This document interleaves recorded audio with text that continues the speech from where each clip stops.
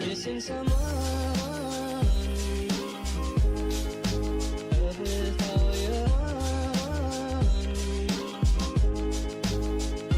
missing someone with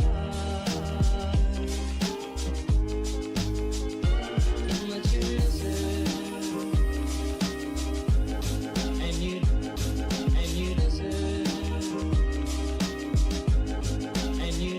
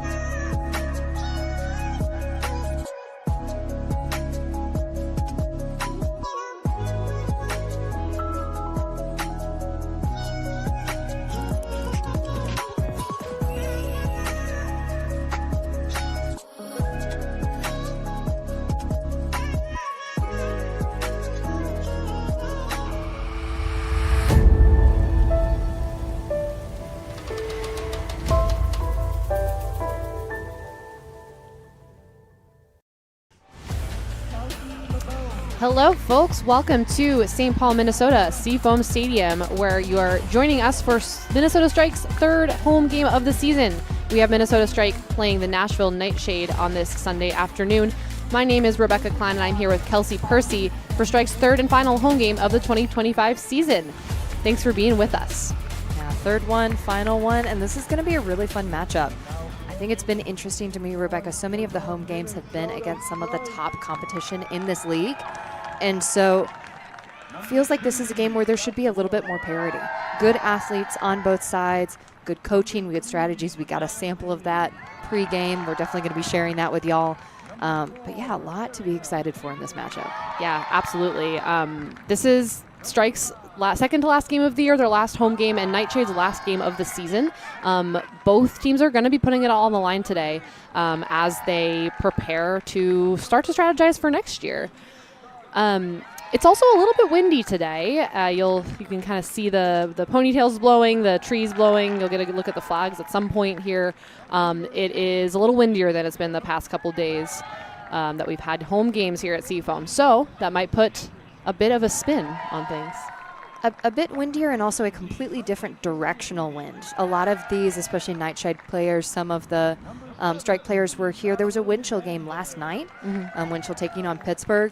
Players were out on the field testing the wind after the fact. Completely different wind now. Not that throws completely go away. Like you get some benefit from it, but they will have to adjust and then readjust. We've seen a lot of fluctuation with the weather patterns around us. Yeah, so with that adjustment, we're wondering if we are going to see a slower, potentially, first half as teams sort of feel it out, get used to the direction the wind is going. So it'll be interesting to see how that looks. I'm anticipating zone. I'm anticipating junks. I'm anticipating zone. Both of these teams like to kind of carve up under and break spaces. Both these teams know that about the opposing team, and so I'm anticipating both these teams going out really aggressively trying to break up each other's systems and set plays. Yep. And the downwind side will be to the right side of our screen when we are in the game. Upwind side will be the left side. So we'll see if teams choose to strategize based on the direction the wind is going. Definitely putting pressure on those handler core groups to throw some zone on them, and something we haven't seen a whole lot of at these home games so far this year, but could add a fun twist. Yeah, all kinds of fun things. And, you know, something a little bit bittersweet, I think, about the last home game of every season. We are seeing the fans start to fill in. We also saw some tailgating. Had, a couple, one of the local teams out in the parking lot enjoying the sunny day, and it is a gorgeous one. It sure is. The big difference, again, between this home game today and our other two is we have a full roster from NightShade, as we're seeing, 24 of them making the trip up from Nashville. And that is compared to the Surge and Gridlock teams that brought slightly smaller rosters for 2 games in their weekend. This is Nashville's only competition this weekend, so they have fresh legs. They have a full team. Some of them have fresh legs, we should say. Only competition. We did find out that there are 3 NightShade players who did play in Masters Regionals earlier. Yesterday. Yesterday. And so we'll talk a little bit more about that later on. But still, to your point, full roster, a lot of fresh legs, a lot of clear energy. Yeah, excited Absolutely. to kick things off. So wanting to shout out one of our sponsors. Discraft Ultrastar is the official disc of the Premier Ultimate League. Discraft, the world leader in disc sports. Also, shout out to Breakmark. This live broadcast of Premier Ultimate League is brought to you by Breakmark Ultimate Apparel. Go to breakmark.com to place your next custom team order or check out the PUL Athlete collab shops. Tell you what, we are thankful to be sponsored. It is a lot of fun being up here in the booth, bringing the Ultimate today live to you. Absolute privilege. And if you plan to enjoy today's live stream, please consider donating by scanning the QR code on your screen or by going to strikeultimate.com. Minnesota Strike is a nonprofit organization, and all donations go towards player pay, travel costs, and bringing you high-quality live streams like the one today. Thank you for supporting the Strike. Couple players to sort of look out for. Of course, Sarah Mextroth there on your screen is always an exciting player to watch. Those folks who are on that shot just then. Danny Byers, one to watch as well. Really fast, tall, long players downfield for the Strike, so we'll be looking for them to have a big game today. Any names on the Nashville NightShade side, Kelsey, that you want to shout out? Yeah, I think you absolutely have to pay attention to Emily Branson. She's going to be number 16 on your screen. Is currently both one of the centerline handlers for this team, but at the same time the goal leader for the offensive line for NightShade. And that's a pretty rare combination that you have that kind of 1-2. Other players to watch, I think looking out for 1 Radcliffe and also 22 Henley. Both of those are going to be impact players for this team. You'll find them a little bit more downfield, but they are players who can really break the field open, who often get open with very little resistance, and so can be the key to this Nashville offense success. Yep. Certainly some exciting downfield matchups that we're excited to dive into that we heard from the coaches in our pregame chats. So can't wait to see some of the speed on display. Worth noting also that it is Pride Day here at the Strike game, so you may notice some folks wearing armbands. Happy Pride, everyone, and thanks for tuning in. So it looks like we are starting to get our lines on the field. Again, wind going from the left side of your screen to the right side of your screen. We are actually, looks like there is a presentation of an award on the field right now. Stay tuned for what we're looking at.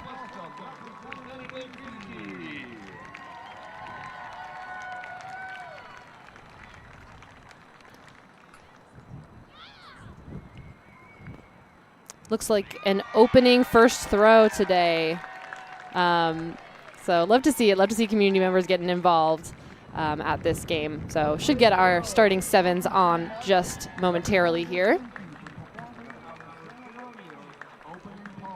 Ceremonial opening pull. Oh, that's a new one compared to our last 2 games. But new tradition maybe.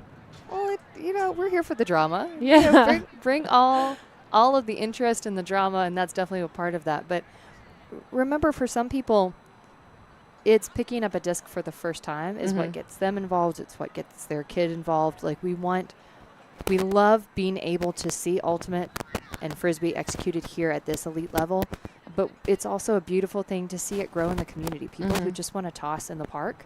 This is the perfect weather for that. And then also people who are taking the step. I work with a lot of coaches who have never played competitively before, but are stepping up and becoming middle school and high school coaches and sometimes college coaches just because there's need and they're filling that demand. Yeah. And that's incredible. That's exactly what the sport needs. That's great. Absolutely. Yeah. Number of young folks in the crowd here. And it's great to see people supporting the Strike at our last home game. Looks like the teams are getting ready to get started. Strike is going to be pulling from the right side of the screen. We've got Nashville's O-line here, including Taylor, Robinson, Branson, Gilbert, LeBeau, and a couple other folks whose numbers I can't see. It looks like Sylvant down there, and Henley. One of the things we will note, there are 2 Taylors on Nashville's team, so you'll probably hear us saying first name, last name on those, just to avoid confusion. True. Nice floaty pull in the upwind direction from Strike, and Garza is the first one down. Booking it down the field. Nashville centering to Branson. Branson over to Sylvant. Branson back in the middle to Gilbert. Seem to be our quarterbacks along with LeBeau here. And you're seeing those early kind of sag poaches into the field. Remember we said defense wanting to pressure, wanting to break up what's happening downfield, and we're already seeing that from Strike. And some pressure there from Jane Cook on the D. Tori Taylor going for the under. Looks like there was some contact before the disc arrived, and that is what they're discussing. Yeah, another angle of it happened so fast, and that's even on our replay. Tough for us to see. Hard to tell. But looks like there was no contest on the foul. NightShade retains the disc, and Taylor is launching it deep. That's very floaty. Players swarm underneath the disc, and it bounces around. Looks like Momshine was able to get the block. So Monshine is now picking up over, looking for Hill, and that one hits the ground. We have LeBeau here picking up, looking for the deep but not hitting it. Nice juke out there from I loved that Gilbert. fake. And in this wind, that tip up off of her toe was almost playable. That would have been a highlight. But second opportunity here. I guess first, technically, I thought of the Jane Cook pressure as an opportunity. First opportunity break here for There we strike. see the wind playing a role again. Yeah, we are seeing that. That's going to be something that players, we need them to take shots, right? They are going to need to try and open up the field. But at the same time, you're also seeing the level of difficulty here in execution. Gilbert over to Henley. Henley throws up the disc to LeBeau. LeBeau on the far side with that backhand. Can't quite get around Fireside Ostergaard. So that is another turn for NightShade. We've got Monshine again over picking up. Monshine, a player who typically plays downfield in the cutting space in the club season. She's been in the backfield a lot during the strike season, so awesome to see her playing these diverse roles. Julia Hill with the backhand huck. That one does not have quite enough float, but it does get all the way down to the opposing end zone. NightShade are going to have 70 yards to work it. Oh, that disc is still rolling. And it's still going. So that's a strategy we see, right? The wind is changing direction a little bit. We'll take a look at that after the point is over. But getting it downfield, making the other team need to use a lot of yards to get the disc back to their strike zone is a strategy here. Yeah, if I were strike, I would absolutely be taking deep shots whenever possible and then setting defense. You want there to be a turn and you want it to be short field. And here you go, barely to the 50, and it's strike possession. Yeah, that throw from LeBeau just a little too far. Looks like maybe there was a foul call. We're seeing some of those hand signals. We love those. Crossed arms indicating a foul call. And the disc is going back. Great throw from observer Joey Tillman there. Making his skills known.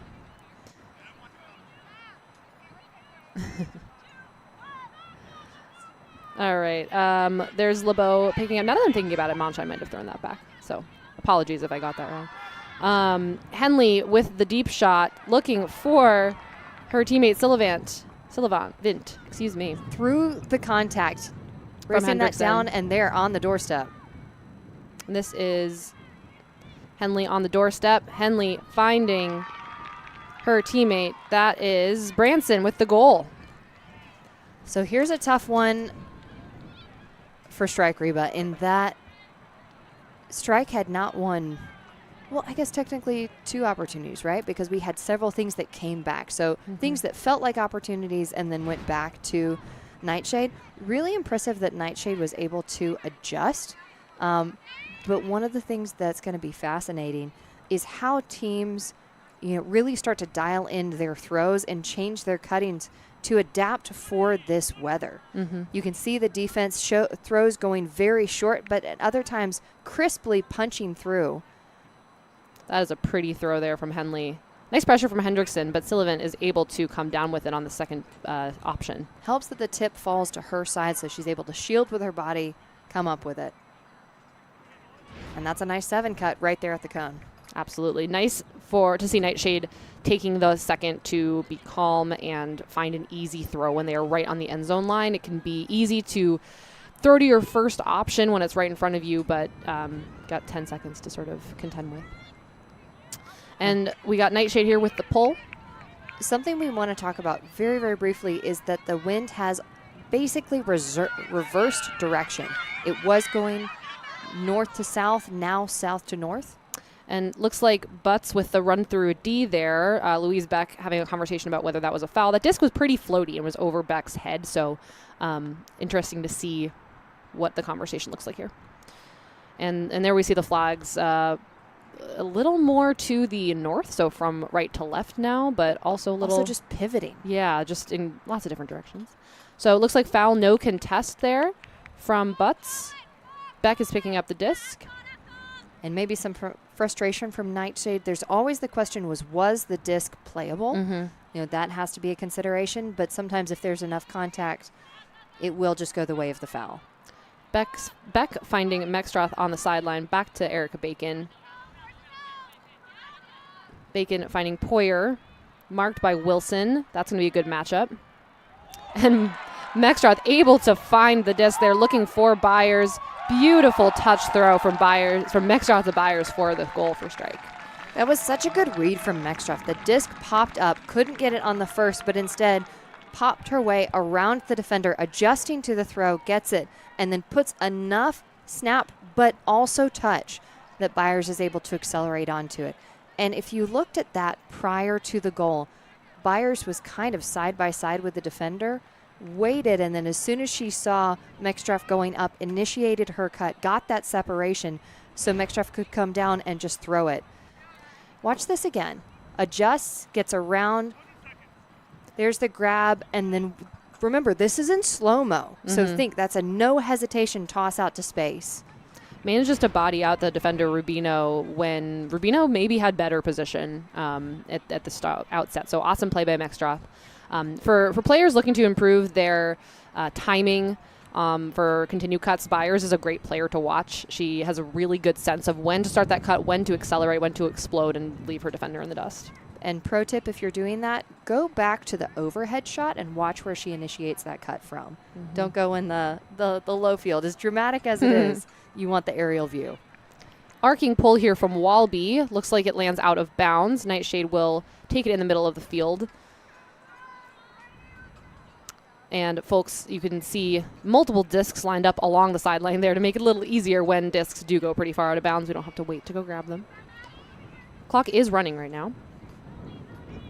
And we can see we have 6.5 minutes left already in this first quarter and only 2 points scored. So we've got a zone, it looks like, and it forces a slightly errant throw from Nashville. Turnover for strike. Rupp is heading over to pick up. Coaches did highlight Rupp's throws in the wind today, so we'll see if she can show them off for us. Nice around there to Cook. Cook looking for some help finding Walby. Walby with a big huck. Looking for Serenity. Can she find it? Yes, she can. Walby to Serenity for the strike break. I loved the execution of that throw. Remember, we talked about how the wind is swirling. It's changing direction rapidly. It's really punched up. There's, I would estimate between a 15 to 20 mile an hour wind right now. This is tough to throw through. But Walby's throw sat up. The back edge was down. It floats up and then sits right in front of Serenity. So Serenity is able to high point it, but it doesn't sail past, and it could have. Watch that back edge. See how it's down? Floats right down, but it's out in front, so Serenity just able to attack it full on. That's, again, beautiful execution. Yep.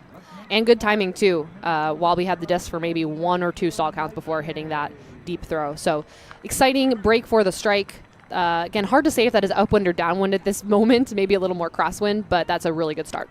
Well, and reminder to our audience, Serenity is a rookie. That's one of the things that we get really excited about as we come towards the end of a team season is who are the rookies, who do we think is really building into the next year?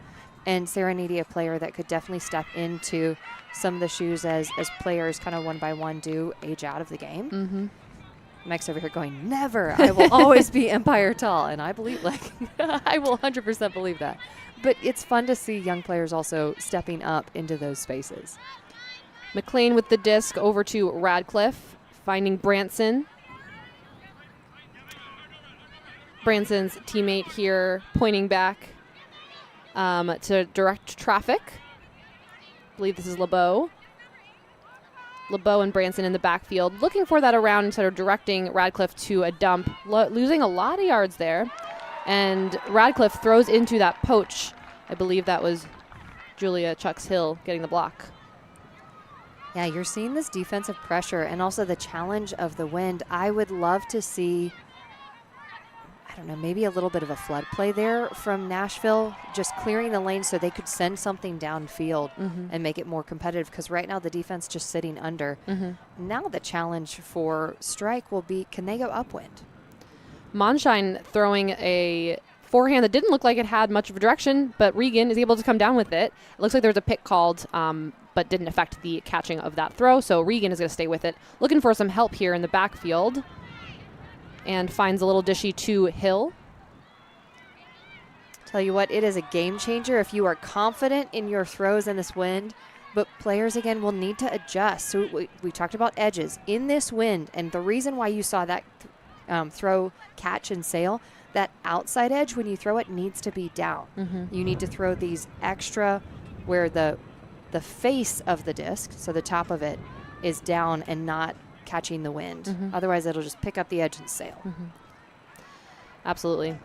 So Radcliffe trapped in the corner there, able to get an around to Branson.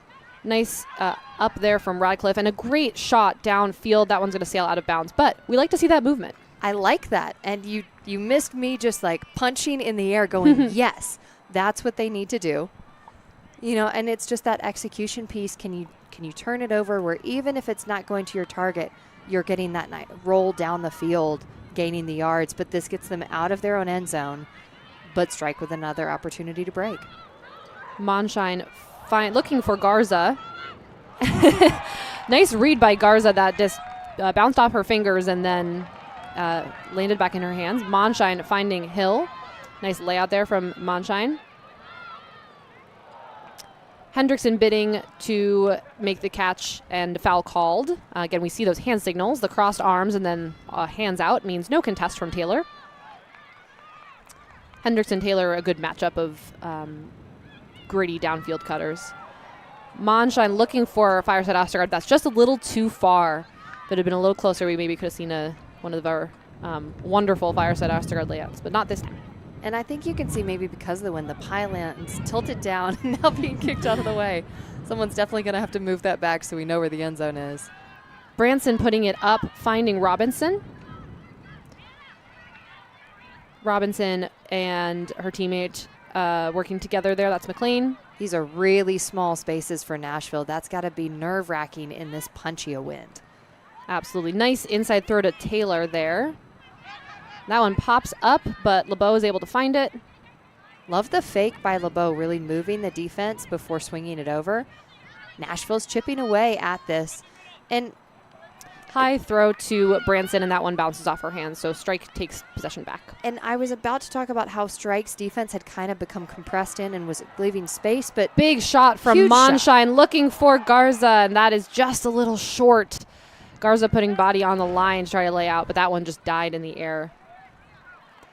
Big backhand from Monshine. I love that shot. Remember, we're in almost a sideways wind. It's pivoted about 25 degrees over. And so the spin that you saw on that throw is what caused it to be able to kind of punch through, but still just getting dropped. Yep, Radcliffe, Branson, and McLean working in the backfield here. And look how there's 5 bodies close to the disc. You've got one on the disc itself, kind of a wall of 3, and then 2 defenders roving behind. Sharp inside throw there from NightShade, not able to be hung on to. So Strike again takes over about 10 yards out. Looks like we do have a timeout call. So in the Premier Ultimate League, the coaches can call a timeout whenever they want to, whenever they have possession, and then are able to sub out a full new 7 players on the line, which on a day like today with these long points can be really helpful. And this is also fantastic because this is short field, right? They let the defense battle. They kept Nashville's O-line on there for a really long time, but now you've got a short field turn. And some highlights here of Nashville really, starting to get some execution, finding the holes in that zone, but they're 50-50 on whether they're catching or dropping some of these pop-up throws. So wanting to talk about a couple more of our sponsors here. Roya Relational Financial Planning can help people build healthy relationships with money and financial plans that are designed to help make dreams possible. Learn more and schedule a conversation at www.royamoltaji.com. Additionally, if you are looking for a delicious treat that is gluten-free, dairy-free, oil-free, peanut-free, and has no artificial preservatives, try Olympia Granola for a great snack and support professional Ultimate Frisbee. Reba, we are both yogurt or parfait people for breakfast, and I feel like granola is the way to go. Sure is. Bacon looking for Wood. Great move there from Wood to get open in the end zone. That is another break from Strike. Elevates, gets up, Steph Wood rips it down, and that is what we are used to saying from Wood. The celebration two-cheek kiss. That's fantastic. Bisou, as the French like to say. Yeah, that's the nice reaction, too, from the crowd that we could hear up here when Steph Wood made that juke move and lost her defender. This is what we love to see, our players sort of in their element. Crowd's loving it. Yeah, we've got a nice crowd filling in here at Seafoam Stadium. Strike up 3-1. And again, if I'm Nashville, there are definite things to celebrate. Again, they were starting to execute. They were really punching through the zone. But I think the quantity of throws and the challenge of the wind, if I'm Strike, I'm continuing to throw that zone. Maybe add something else in so they don't get too comfortable with it. But Strike taking a lot of risks, I think, that are high reward and worth it. And then they're at the end able to sub on their offense, punching it in single possession. That's a good use of a timeout. Absolutely. Floaty pull from Strike getting to about the 30-yard line. LeBeau picks up and centers to Gilbert. Branson with the disc now on the sideline. Looks like another zone look from Strike. Gilbert and LeBeau here in the center of the field. You could see the confidence of Branson kind of milking the disc forward, trying to get those yards and also move the defense before she goes back across the grain. Branson finds Barr downfield. Barr back to Henley. And LeBeau here centering. Looking for some help, has a couple open handlers, but finds Tori Taylor downfield. And up to Henley again. Some nice patient movement from NightShade. And commentators curse, unfortunately. That is just a little bit too low to dig out. It does go, but you also saw that flat mark along the sideline really forcing NightShade to go back and across and not be able to connect with their downfield cutters. Rupp finds Lander on the sideline, and that siren was the end of the first quarter, so that extra hurts for NightShade that they are not able to punch that point in and also gives Strike another chance to score. When the quarter ends, the possession will end when there is a turnover or a score. So once this possession ends, quarter is over. Nice big skying grab from Walby, not the tallest player on the field, but able to get up there. Rupp able to grab it too, just sort of snatch it out of the air. And that one is an overthrow for LaFrance. So that will be the end of the first quarter. We have Strike up 3-1 with maybe a missed opportunity there to get another break before the quarter ended. Real missed opportunity there. I think I would have loved them looking more backfield because we were seeing, again, the wind has shifted again almost a full 4 degrees over. It's going more east-west now. And the more they do these kind of swings downfield, the more of a challenge it is. So lots of opportunities here. More, I think, opportunities to come in the future. And we're going to take a quick break.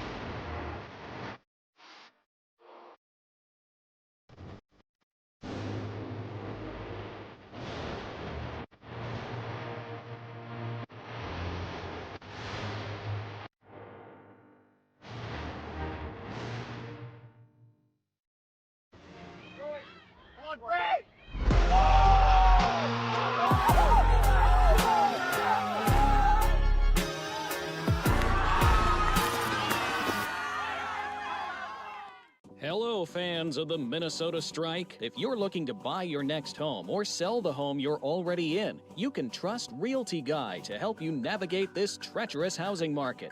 Bitten by a radioactive housefly in 1993, mild-mannered realtor Brent Johnson became Realty Guy, your real estate super agent. Brent Johnson, Realty Guy with Keller Williams Realty, teamrealtyguy.com. Welcome back, folks, to the second quarter of our Minnesota Strike Nashville NightShade game.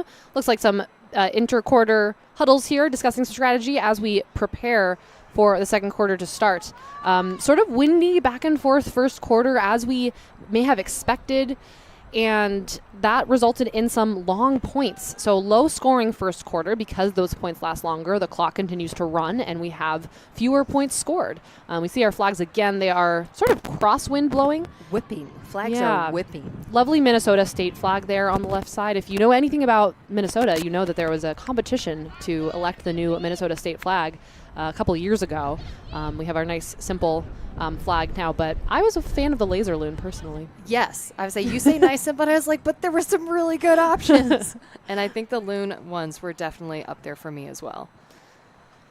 All right, so Strike is starting on offense to start second quarter. So if they had been able to punch in that point at the end of the first quarter, would have been a nice cherry on top. However, they do start here on offense. Looks like Natalie Wilson with the pull for NightShade. Look for her to get downfield really fast too. A very speedy cutter, matching up on Strike's speedier players, potentially on Byers, on Mexstroth, or on Regan in this point.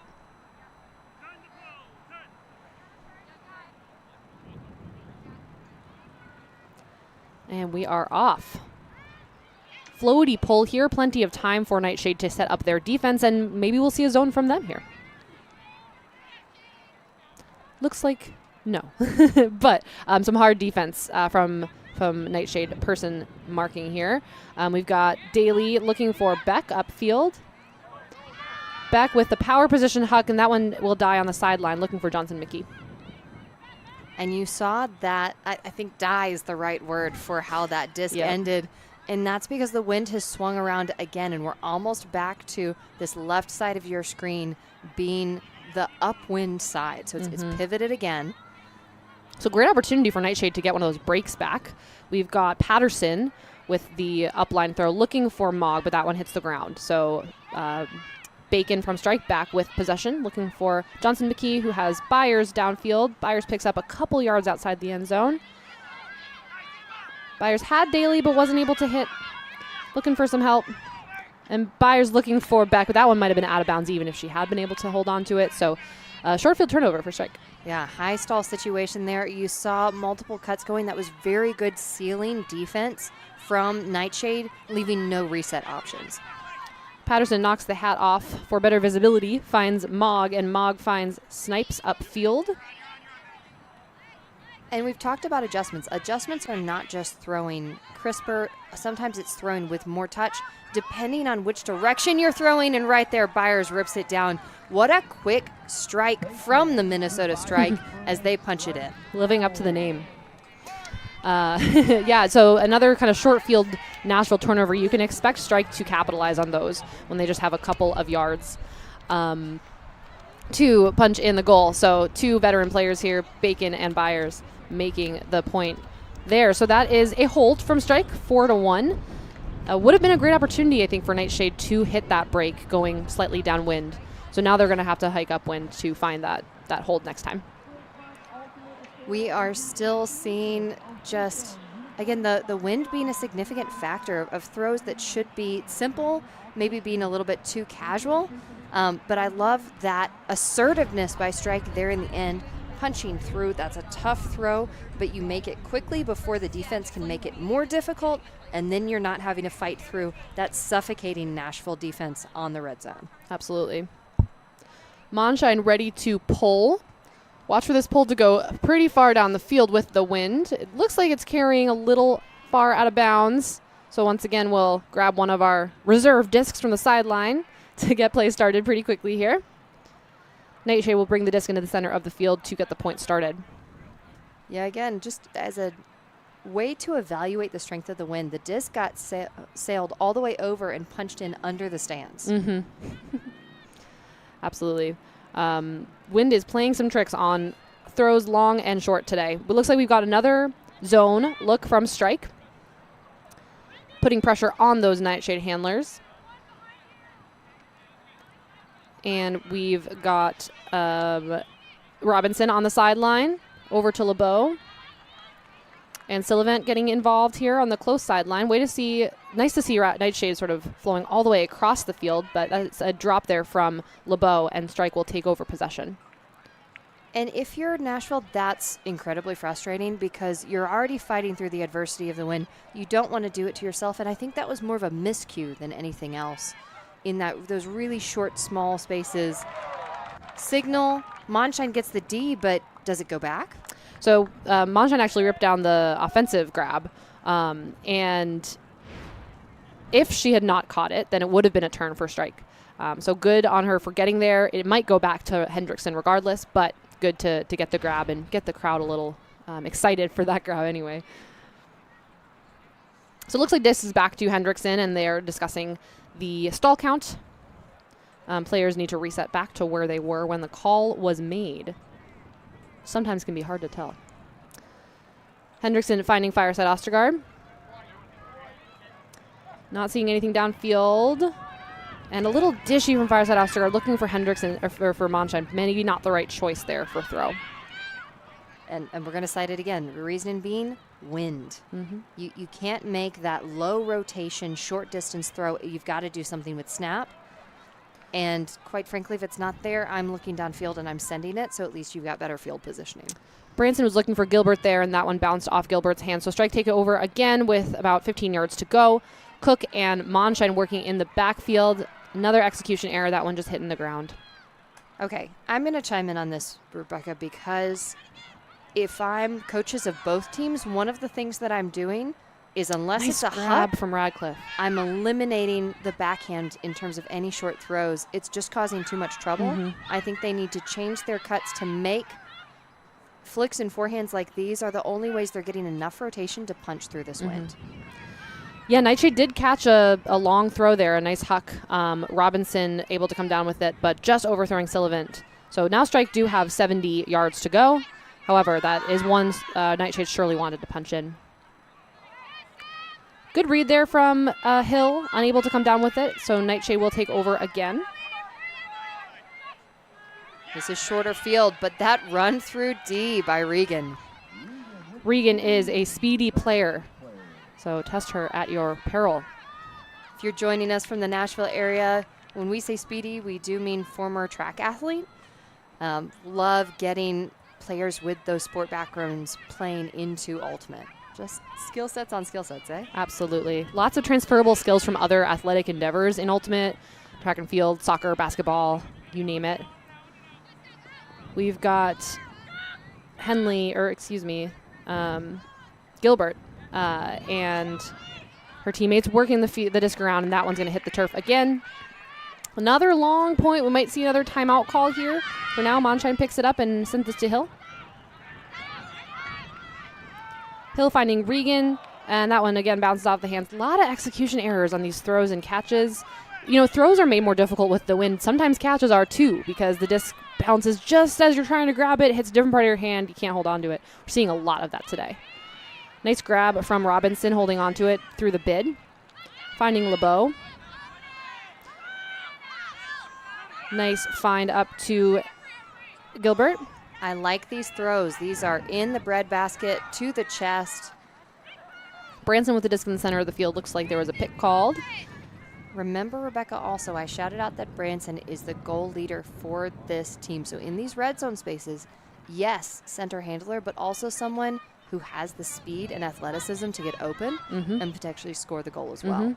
Watch for her to potentially strike up the line for a goal in this situation when we're right by the end zone. And if you're Minnesota Strike, you did your homework, you know this, so it maybe changes the strategy on where they direct her. They might be looking to really push her back into that reset space. We'll look for it. Absolutely. So it looks like Branson 6 with the disc here. Lots of defensive pressure from strike back to Radcliffe. Radcliffe finding LeBeau. Nashville are moving backwards, but still retaining possession. Radcliffe and LeBeau playing catch in the center of the field, and LeBeau looking for her teammate. That is Branson. Called it. Snaps and as called. Athleticism, speed, you saw it there. And it's the fascinating thing for me of having a handler, often a center handler, who will clear out into the stack and then can strike for that goal to one of the corners. Again, we saw this. We like the deep looks. They need to be taken, but just unable to dig some of these up. And right now it feels like Nashville is the team that is adjusting a little bit better as these wins continue to pivot. Great timing there from Branson. We couldn't see the defender on the screen. Just really good timing, combining that with speed, able to get open on that front cone. So great stand from Nashville. Again, these long points can be mentally draining, can be tiring. They're able to punch that one in. Well, it feels like Minnesota Strike so thoroughly won that first quarter, but 2-4 is nothing. Yeah. That is not enough of a spread for Strike to be comfortable in the slightest. Nashville is 100% still in this game. And Absolutely. We're approaching, we're only 5 minutes left to play here in the second half. Second quarter, yeah, we're almost done here with our first half, which is a quick turnaround. Nice pressure from Wilson, but Poyer able to grab that disc from the ground. Johnson McKee there on the sideline. A round throw to Daly. Daly looking for Beck. And Beck snatches it right from the bidding Oakman. Looks like a violation called. Those two arms up in sort of a V formation. Looks like maybe a marking call. Maybe Beck called fast count or called contact, and stall count didn't change. But anyway, it should be stall 1 starting over here. Beck finding Wood. And Wood to Beck with the nice upline. That is a goal for Strike. And after all of those turns and all of that back and forth, to have a clean hold like that, that's a statement. That is a sigh of relief for sure. And a few pretty contested grabs there from Strike. This is one of them here. A sigh of relief, but think about it strategically also, Rebecca, because Nashville's offense just was out there grinding, managed to push it in, but multiple turns, and now Minnesota scores in just a few throws, and Nashville has to go back out. And they're not that deep on that offensive line. There are a couple key players, especially in this win, they can't afford to not have on the field. That could add up. Yep, absolutely. As players get more tired as this game goes on with really long points, it absolutely is worth thinking about how do we maintain players' legs and have our full 7 ready to go on the field.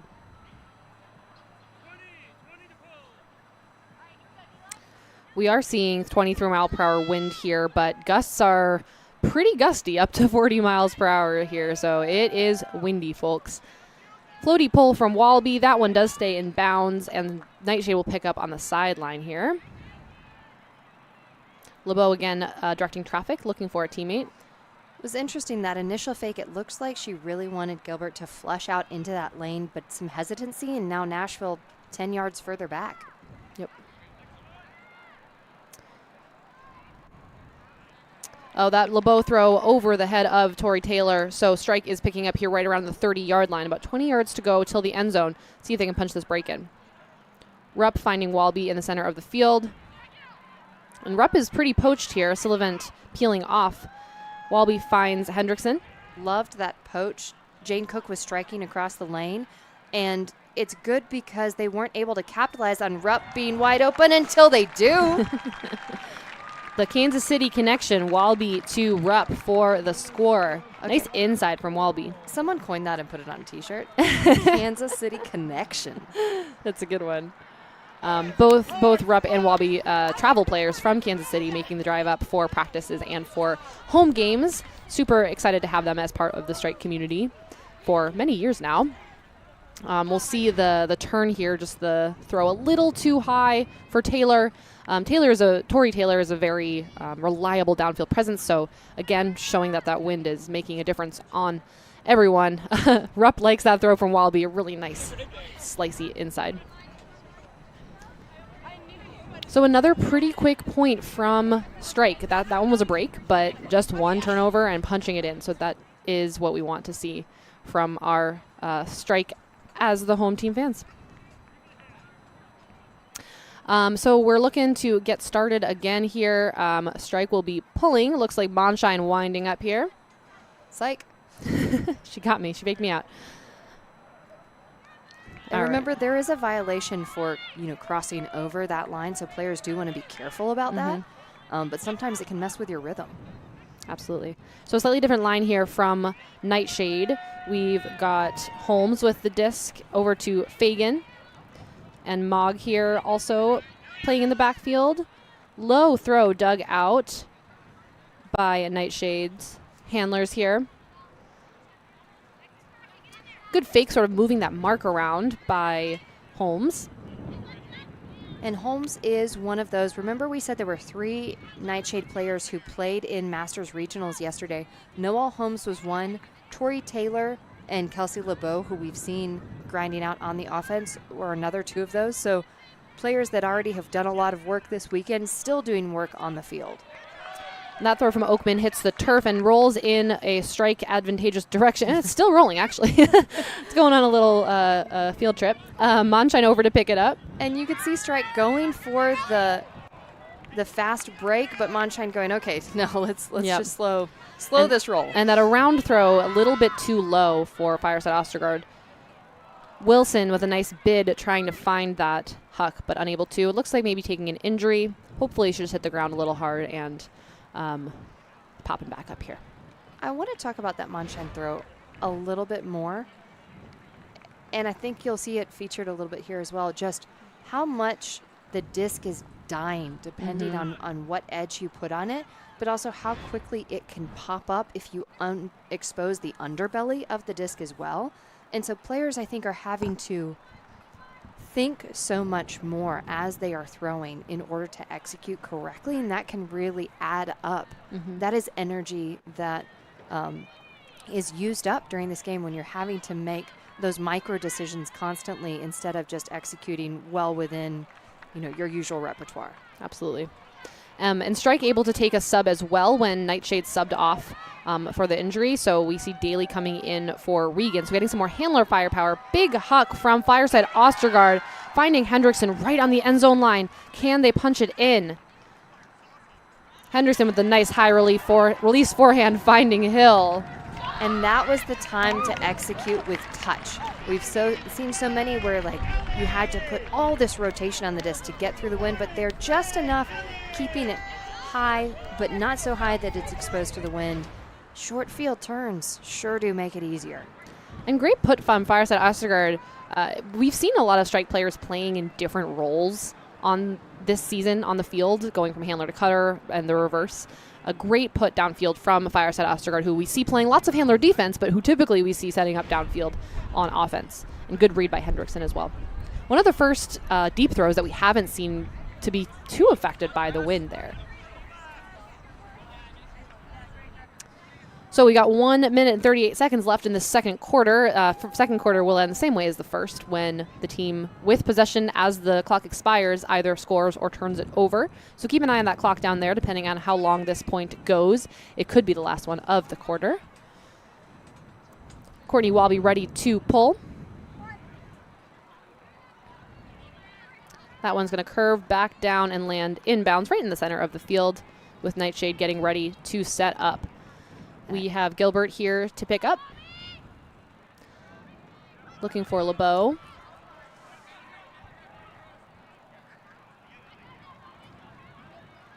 And they lose a little bit of yards, retaining possession here on the break side, up to Tori Taylor. So something I haven't been seeing. NightShade loves to go to this break side and then have a continuation that they hit with either an around or a crisp inside throw. Nice bid from Sarah Needy, but unable to come up with it. Robinson holds on. And I think a combination of the flat marks and the wind is forcing them out of their typical offensive flow. And you're seeing these turns when they go back to that downwind, more forced side. Pretty consistently, the turns are happening on that side of the field. And I wonder how much of that is out of their comfort. Looks like a pick called downfield. Rupp looking for some help. Timeout called there by Coach Donnie Wood. Salkow was getting a little bit high, so wanting to change out our players on the field here. So we're going to take a second, shout out our sponsors here during our timeout. This live broadcast is brought to you by the Premier Ultimate League. The PUL is a 501c6 nonprofit. This league is community funded since day one, and we are so grateful for the support. We ask that you consider donating to help us continue to transform and fulfill our mission. Head to thepremierultimateleague.com to donate today. And at Northwestern Health Sciences University, people come first. in the classrooms, the clinics, and the hallways. Learn more about their colleges, programs, and online courses at www.nwhealth.edu. So Strike maintaining possession here. What do you think we're going to see after this timeout call? I mean, again, I would love to see, with the wind the way it is, I don't think a deep look is a good option for this. I'd love to see a short field flood play where they empty out the front of the stack and then have someone coming under and then flow off of that. Absolutely. Looks like we're starting out with the no reset stack. We've got Daly with the disc on the sideline. Bacon at the front of the stack, potentially going to come back for the reset. And you could potentially see that anticipation. Look at this almost flat mark. Moves the mark to get that underthrow. Finding Mexstroth downfield. Inside shot. Nice and floaty to Poyer. That Poyer-Wilson matchup, again, a good one to watch. Daly, again, finding Poyer. Wood is working to get open with those under yards. Nice patience from Strike. And Poyer just getting open at every moment she wants to. Nice juke from Bacon. Huge grab. And the stands are on their feet. They loved that bid from Erica Bacon. She's done it so many times. That was very good execution from the Strike. And we're seeing this strong possession. That was 50 yards of field there. Just worked up through. Really well done by the Minnesota Strike. It's not easy to hold on to the disc when you lay out, hit the ground that hard when you've caught it sort of pancakey, like we're going to see here from Bacon. So oftentimes when we get a layout catch, you'll see one hand underneath it, but Bacon pancakes it while fully extended in the air, hits the ground pretty hard, is able to make that catch and hang on. That's impressive stuff from a very experienced player. I'm sure she's done that tons of times, but always really fun to see it. And it looked like the NightShade defense was unclear on whether that disc was in, but I think that Bacon was fully airborne when she caught it, and then first point of contact was her forearm in the end zone. Good stuff. So another break from Strike, and we've got exactly 1 second left on the clock. So theoretically, once this poll goes up, the NightShade should be able to retain possession, score goal, or turn it over, and then the half will be over. Strike maybe thinking if they had been able to hold on to that disc 1 more second, then the quarter would have ended. Well, and here's the interesting part of the rules. Okay, there goes the clock. Yeah, it doesn't change if NightShade had caught that disc or not. No, I don't believe so. And Monshine stuffs the throw from Branson to end the half. You said it first, and if you said I was going to, that is absolutely what that was. Just a stuffed it D. Check this one more time. It's a quick throw. Boom! It's down. Anticipates it immediately. Look at the joy from her teammates. Love that we don't have to play defense again. That end of quarter doesn't get better than that. Strike will be starting on defense. NightShade will be starting on offense at the beginning of the second half here. So we are going to send it to break, and we will see you on the other side.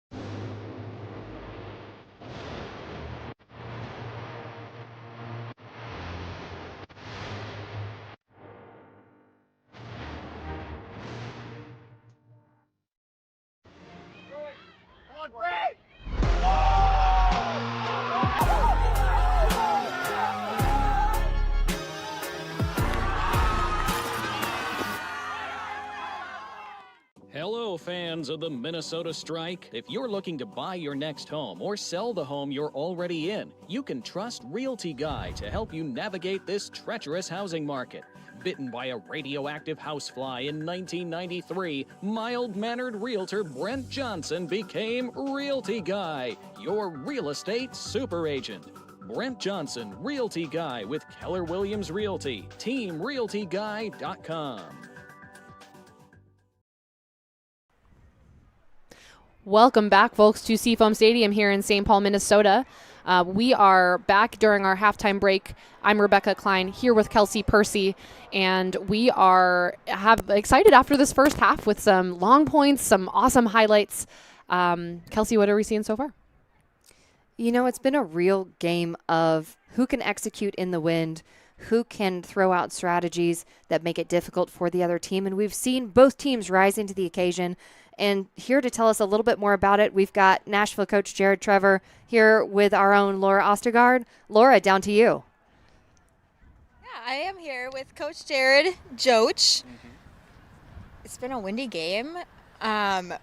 What has your team been doing well? I think we're moving the ball really well at the start. I think we get a little stifled after a couple throws. When we hit the sideline, we're getting stuck with that trap a little bit. So we need to clean that up a little bit, work on taking a little bit more straight back shot. It's okay to lose yards on a dump and a swing, flip the field, and then work back uphill a little bit. Pretty good there otherwise. Defense, I think we're causing a lot of pressure throws, especially to the break side. They're popping up for us, which is great. And so I love that we're getting, shoving people into their second looks and looking to attack those moving forward a bit. So you're coming into the second half with a little bit of a point deficit here. What adjustments are you going to be making? What are you telling your team going into the second half? Thing one, play loose, right? I feel like we might be playing a little tight, so let's loosen up, have some fun. Again, keep the ball moving maybe a little bit quicker. It's okay to lose yards and move forward. I love that. Defensively, keep making them go to that around that's popping up the wind for us. We've got to attack those and then stopping the four side up lines. We're getting a little bit there, but we're close. So I think we can get some Ds there and look to turn this thing around pretty quick. All right, and there you have it. Back to you in the booth. Laura, thanks so much. We appreciate that. And thank you, Coach Jared Trevor, for the insight. Definitely going to be an uphill climb, but one we're looking forward to. Seeing some of that second half action. Little shout out to Trevor. He's from or lives in my hometown of Chattanooga, Tennessee. So I've got some friends and former teammates on this Nashville NightShade team, and it's been a lot of fun just being part of this game. Looking at some highlights from that first half. Great grab there from Sullivan. And here's Max Stroth tracking the throw over Rubino. Hoping to see some more fun catches, throws, layouts, blocks in this second half. Again, yeah, like you said, NightShade with certainly an uphill battle. I believe they scored 1 point in each of those first two quarters. I remember us saying 4-2 felt like a pretty easy to climb mountain, and now we're at 8-2. So Strike with a strong second quarter there. Well, and I think one of the defining features up to this point has been that the Minnesota Strike has more clean holds at this point. So having, Nashville with fewer opportunities to earn those breaks, and it makes it all the more important when they do get them. But right now, virtually every point, Minnesota's defense has been able to create scoring opportunities and are getting close, within striking range. So if they can keep that up, they're in a really comfortable place. If I'm them, I'm playing super open lines, like maybe throw out a punching line to start to build some energy, and then just open lines, get everyone opportunity because they've had a lot of things working well for them so far this game. Yeah, absolutely. We'll be looking to see sort of how these teams maybe adjust during halftime. Might be a good time to talk about what they want to change as they move into quarter number 3. So we will send it on to another break, and we will see you when we return here for quarter number 3. Thanks for staying with us, y'all.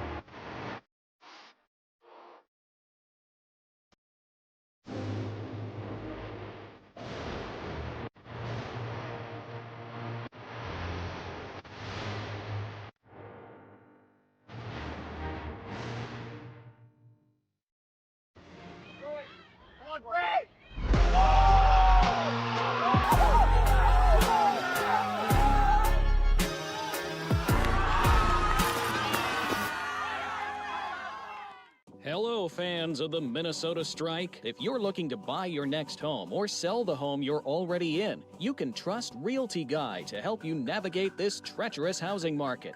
Bitten by a radioactive housefly in 1993, mild-mannered realtor Brent Johnson became Realty Guy, your real estate super agent. Brent Johnson, Realty Guy with Keller Williams Realty, teamrealtyguy.com. All right, folks, we are back here at Seafoam Stadium with some lovely halftime entertainment of local FMP All-Stars showing us a scrimmage on the field. Really glad that you're with us, getting ready to start our third quarter. Got a couple messages for you before we get there. If you are enjoying today's stream, please consider donating by scanning the QR code on your screen or at strikeultimate.com. Minnesota Strike is a nonprofit organization, and all donations go towards pay or play, travel costs, and bringing you high-quality live streams like this one today. Thank you for supporting the Strike. And the Minnesota Strike is also privileged to be supported by the Black Heart of St. Paul, which is a queer soccer bar in the heart of Midway, a bar that brings people together for a drink, drag, or an ultimate watch party. The Black Heart of St. Paul is also the official postgame party location for all Minnesota Strike home games. And thirdly, we want to advise you to check out a bar of their own in South Minneapolis, the Midwest's first sports bar to exclusively show women's sports, including the away games for your Minnesota Strike. So for Strike's last game in a couple weeks here, join us there to cheer them on. Because everyone watches women's sports. Absolutely. As sure they do. should. All right, so it looks like NightShade will start on offense here for this third quarter. We see our sideline getting hyped up. It's nice to see smiles on the faces of both teams on the sideline here. Not sure what Elizabeth Wu is trying to tell us, but we've got our teams ready to pull. Walby been releasing some pretty long floaty pulls the whole day. Stretching out that shoulder, getting ready to go. Yeah, Walby's definitely been one of the most successful players at throwing in this wind along with Rupp. We've talked about them both being from Kansas. One of the other things, though, I think it's fun that Rupp is one of the players who consistently goes to Goldie Nationals. Mm-hmm. So you talk about executing of throws, some of those like creative spaces that you have to find. And somehow, maybe, last couple of years, I feel like it's been in Texas or other places that can feature a lot of wind. So maybe getting that good old central Midwest exposure. Maybe. All right, so Walby getting ready to pull. NightShade's going to want to punch in a nice quick hold here. If they can get a no-turn offensive hold, that will be huge for them. Floaty pull from Walby hits the ground around the 40-yard line. And similar faces here. We've got Gilbert, Branson, LeBeau in the backfield for NightShade. LeBeau's throw is a little high. Tori Taylor trying to find it. And oh my goodness, that just sailed for about 10 yards in the air in the advantage of Strike. Remember that throw initially released by Branson all the way over across, so it came up across the field, popped, and then flew towards the end zone. Yeah, playing some weird tricks on us right now. Cook with the disc about 5 yards out, finds the around to Walby. And if you're NightShade, that is not what you want to see. Yeah, that's a frustrating one. They were forced just back, and back. I think that's where you consider flipping it instead of going backwards and trying to work across the field. I think you start chiseling up through the cup and just make these easier until you get past the wall of defense and then can connect to your middle set. But we're seeing continually these big swing passes for both Strike and Nashville coming to this high side are not working out. Yeah, it is always frustrating when the disc seems to be playing defense against you, just like, or the wind, I should say, Eighth is defender playing on the field. defense against you. That one just with a mind of its own, so far in the air after Tori Taylor macks it, and no one is able to catch up. Really tough break. Good arounds from Strike there, but both of those throws were break throws. Walby started stumbling and able to get open. And remember, Rupp threw that initial swing, and we've said how hard backhands are in this wind, but able to get a nut spin on it, stepping out and really snapping the wrist. Cook doing a good job of maintaining possession through that contact with the ground. Same offensive set here from NightShade. We've got Tori Taylor on the sideline, toes in the disc. Now we'll be trying to get off the sideline here. Pops it over the top, looking for her teammate. Looks like there's a foul, no contest from Jane Cook with Robinson. Rebecca, I'm trying to decide if I liked that look or not. Because, yes, it put it very much within the purview of the defender, but they've tried all of these lower, around throws that are not working. It's more aggressive, and if they land it, which they do here, they're past that layer of defense. I think I like it. Why not at this point? Yep. Robinson finding a slicing throw through the cup to Terry Taylor. Back to Robinson. Content to sort of get those yards up the sideline, then they dump back to LeBeau. Up to Gilbert, and Gilbert's throw to Radcliffe just a little too far. Another one that will hurt for the NightShade as they patiently marched off the field and then not able to connect. Fascinating, too, that when they're in this zone set, they seem to push Branson more downfield, like wanting her in that continue or deep threatening space. Monshine's throw up the line to Cook trails just out of bounds. And again, that wind, we're looking at the flags right now, is pretty much a crosswind, forcing away from the camera.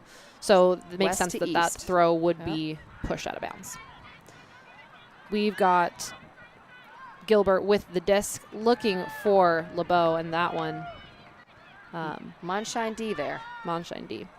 And Monshine immediately shooting, looking for Garza, but that one, again, going out of bounds. So would love to see Strike trying to find that dump swing, try to get it around the other sideline. And here's the challenge with this one. Yes, you want to make it playable, but I'd love to see more edge on that because I think the disc is going to come all the way back almost to where it was thrown. You've got to give it enough edge that it does come back in bounds and gain you yards because this is a short field opportunity. LeBeau here looking for some help. Looking for Tori Taylor, and Jane Cook comes up and over and says, no, thank you. Cook is having a huge second half. Absolutely. And same position that Strike has been a couple times with Hill here in this corner, able to find that around to get off the sideline. Fireside Ostergaard had two players, Regan and Garza, going for it, but maybe a miscommunication. That one hits the ground. LeBeau picks up and finds Radcliffe. Again, another execution error. That one bouncing off the hands. And maybe that's fatigue. Maybe that's just we're up in the booth and we can hear the wind whistling behind us. It's coming so strong. Cook with a big throw. This throw is floating away. Fireside Ostergaard read it well, but it was just too far over. Regan catching up, but not able to make a play. But field position. And yet field position. No, exactly. Yep. They're within 4 yards of NightShade's end zone. I'm 100% for that throw. Yeah, absolutely. And there's another execution error. Yeah, because this is hard to watch for Nashville fans. These execution errors are really hard. Those drops often happen when you're looking upfield a little too early. Great layout for Fireside Ostergaard. And it is in. I wasn't sure the angle with that. That is the Fireside Ostergaard kind of bid that we have come to know and expect. What a fantastic, and you feel the energy that it brings to the stands and to the sideline. You saw her get up and just motion, let's go. Yep. Ellie waving to her fans. So we'll see this initial throw from Tori Taylor over the cup, looking for Robinson, and some contact there through the back from Cook. Looks like maybe an elbow, so understandable, no contest foul call. And then Cook just right over the top. Fireside Ostergaard helping there too by sort of bodying out Tori Taylor. Monshine picking it up, and the nice floaty throw for Fireside Ostergaard. Looks like she maintained possession while her feet were still on the ground in the end zone. And remember, we talked about edge. That's a crosswind, downwind throw to that low side cone of the field. And so she puts enough edge to coat it through, but at the same time, because the face of the disc is there, the wind's going to push it down. So Fireside Ostergaard has to hustle to get there before it hits the ground. Yep, absolutely. Walby with another pull, and this one not going on quite as far as she may have liked, landing right around the 40-yard line. So Nashville with less space to work with, see if they can punch in a much-needed clean hold. We've got Holmes picking up to Mogg. Another zone look. Nice slicing through the cup for Fagan. Fagan, a player who I remember watching at University of North Carolina when she was in college. I'm really enjoying how crisply and quickly Nashville, that was a fantastic continuation throw up the side. Absolutely.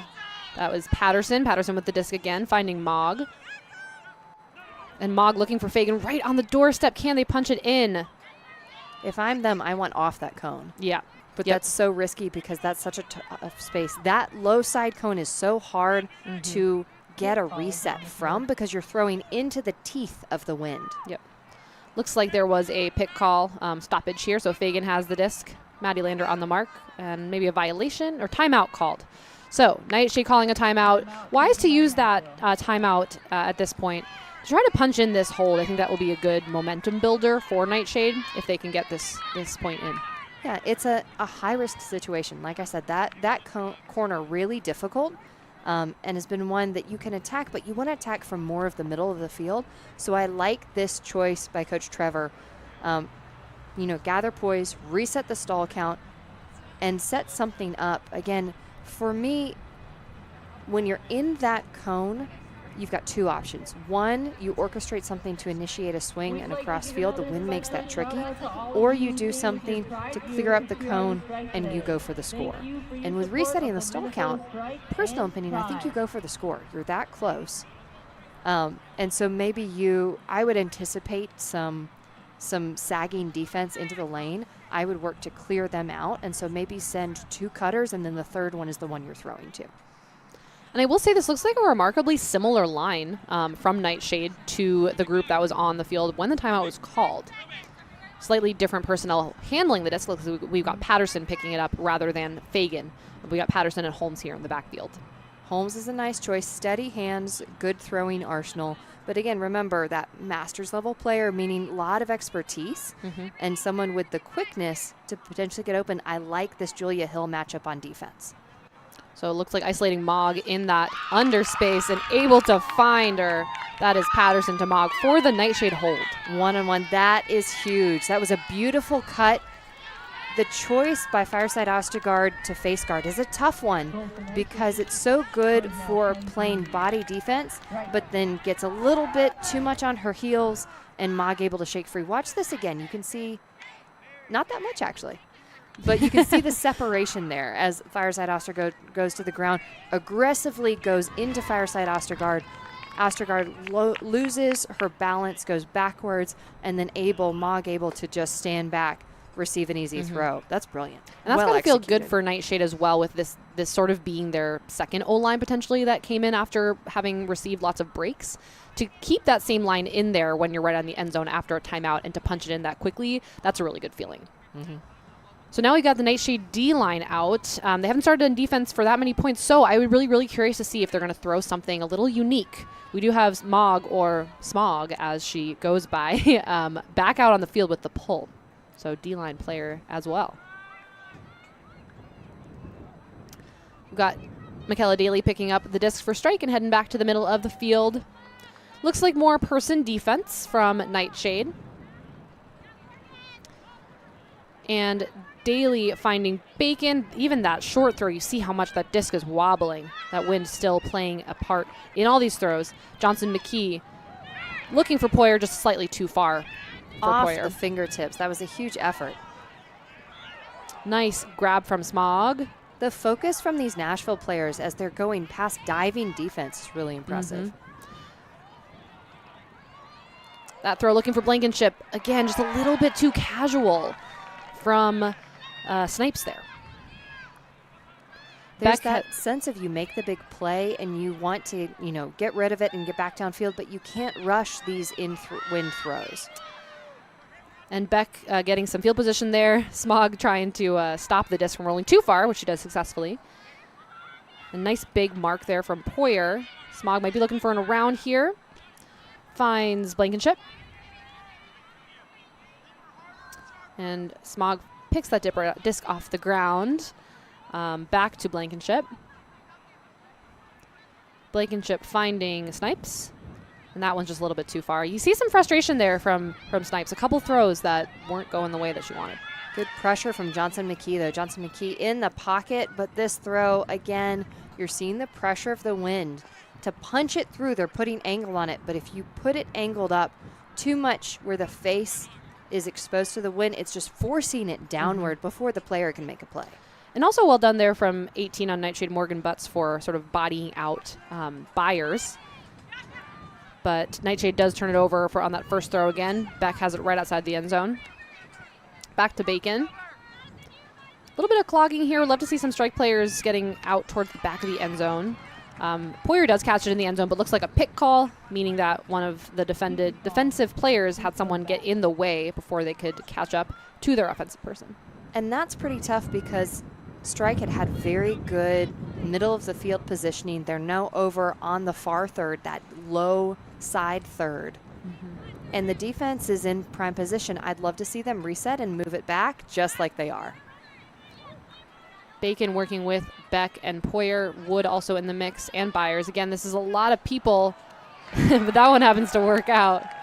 So that one finds Louise Beck in the end zone.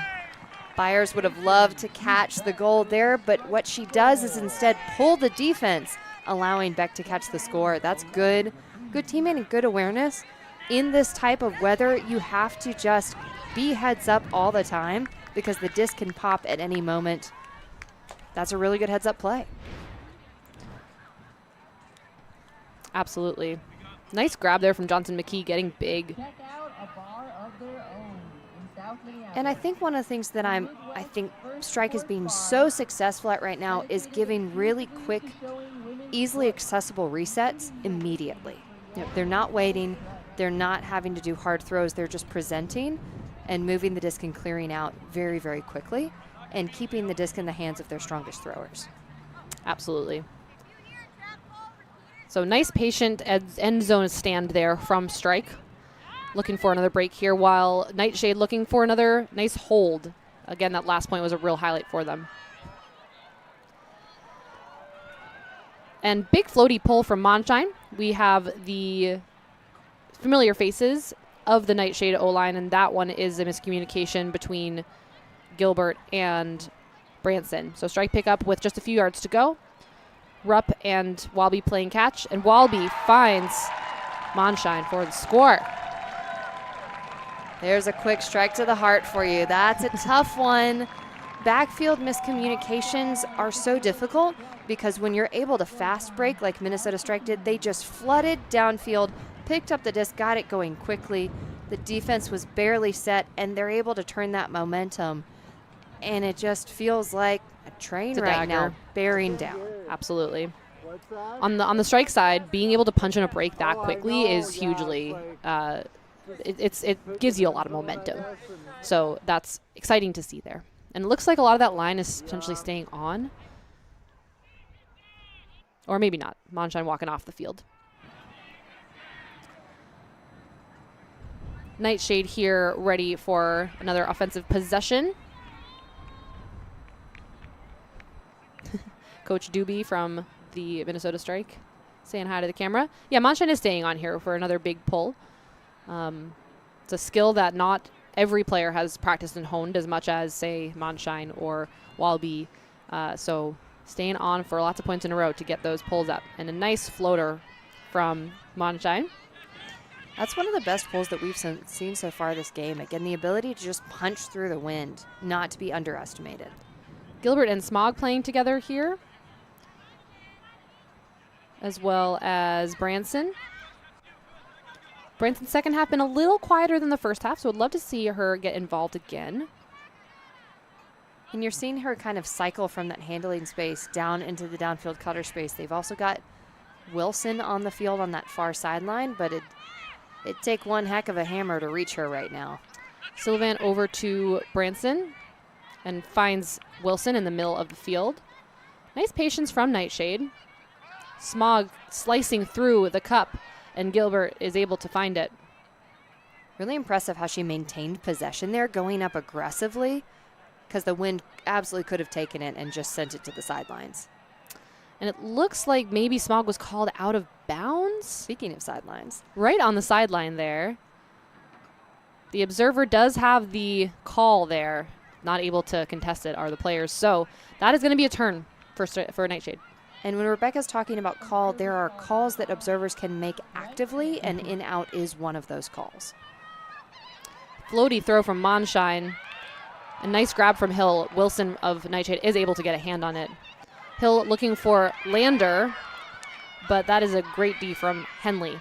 Henley absolutely rips it down, but maybe the energy of motion, Oh. no. Wilson able to catch up with it, but it bounces almost off of her knees. That floated for so long. I kept thinking it's going to hit the ground. It's going to hit the ground. It didn't hit the ground, but a hard read nonetheless for Wilson. What that does accomplish is Minnesota is now all the way back in their end zone, and they have not been turned free. If I'm then, yes, I send it.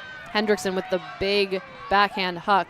Looking for Regan, but Tori Taylor on NightShade able to box out, so Regan's not able to get to the space she wants to. But look how far that disc rolls to give NightShade a long time to go. It undoes all that fabulous field positioning that NightShade had just won with that long floating huck. Absolutely. But one of the things that it does accomplish is the defense now much more stretched out. There are bigger holes, and again, going big, bold, and risky. Henley unable to come up with it. A big backhand huck from Smog, not able to float quite enough. I think we're seeing a lot of discs that A, float too much and then are knocked down, and then or B, don't float enough. So kind of harnessing that wind has been really difficult. There's an execution error from Hendrickson. Quick score for NightShade. We've got Sylvant to Wilson. That is huge, and you see the extreme advantage of those short field turns. Just a blink by Hendrickson, the first turn we've seen her in a long time, and then one and done. Great concentration from Julia Chucks Hill there. But then the disc that she throws is a little bit over. Great sky from Henley. This was, I want to say, one of the most athletic points that we've seen from Nashville so far. We saw incredible defensive effort by Wilson, then by Henley. Again, Wilson here, and I believe it's Wilson that catches the score in the end. We're seeing that loss of concentration, but the awareness by Sylvant to just pick it up and go and play before the defense can set. Absolutely. Hard work from NightShade. Must feel good to punch that one in. And like you said, they had to work it pretty far down the entire field to get to that end zone. Got D-line out here for NightShade. Patterson ready to pull.